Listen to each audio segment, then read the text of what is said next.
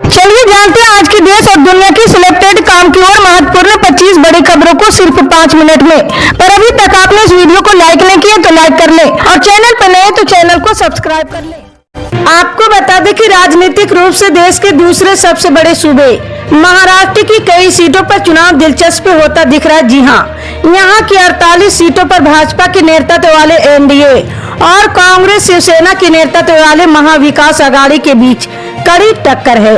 जी हाँ, राज्य में कल शुक्रवार को दूसरे चरण का मतदान हुआ है। इस बीच महाविकास आघाड़ी की तरफ से शरद पवार ने मोर्चा संभाल रखा है। उन्हें राज्य की राजनीति का चाणक्य कहा जाता है। उनकी चाल में सत्ताधारी दल के कई नेता फंसते दिख रहे हैं। जी हाँ, ताजा खबर माढ़ा संसदीय सीट से आ रही। यहाँ पर शरद पवार ने एक ऐसी चाल चली है जिससे मुख्यमंत्री एकनाथ शिंदे को बड़ा झटका लगा है। इससे पहले इसी संसदीय सीट पर शरद पवार की चाल से उप मुख्यमंत्री और भाजपा नेता देवेंद्र फडणवीस को बड़ा झटका लगा था।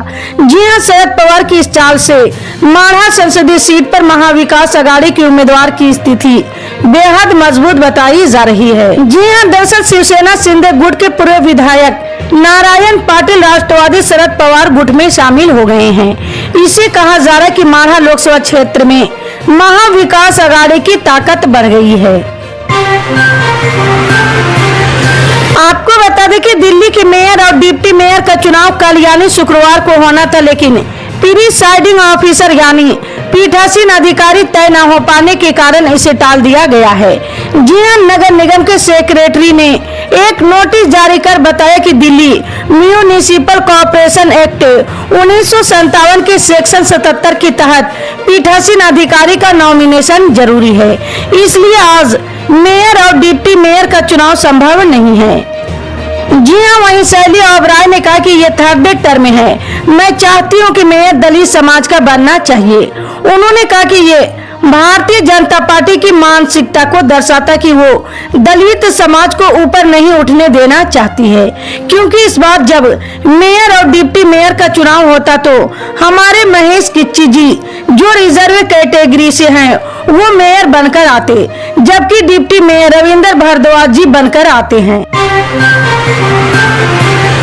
आपको बता दें कि सुप्रीम कोर्ट ने कल शुक्रवार को उन याचिकाओं को खारिज कर दिया जिसमें इलेक्ट्रॉनिक वोटिंग मशीनों में डाले गए वोटों का वीवीपैट के माध्यम से 100% सत्यापन की मांग की गई थी। जी हाँ, जस्टिस संजीव खन्ना और जस्टिस दीपांकर दत्ता की 2 जजों की पीठ ने सर्वसम्मति से फैसला सुनाया है। कोर्ट ने बैलेट पेपर से चुनाव कराने की मांग भी खारिज कर दी है। सुप्रीम कोर्ट ने फैसले में कहा है कि ईवीएम पर संदेह जताते हुए याचिकाएं पहले भी कोर्ट में दायर होती रही है। अब इस मुद्दे पर हमेशा के लिए विराम लग जाना चाहिए।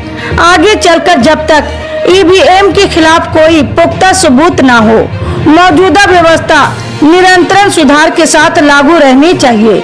मतदान के लिए ईवीएम के बजाय बैलेट पेपर या फिर कोई दूसरा पीछे ले जाने वाली व्यवस्था को अपनाना, उससे बचा जाना चाहिए। इसी तरह की पल पल के अपडेट जानने के लिए जुड़े रहे हमारे सुपर न्यूज के साथ। मिलते हैं अगली बड़ी खबर में, तब तक के लिए जय हिंद।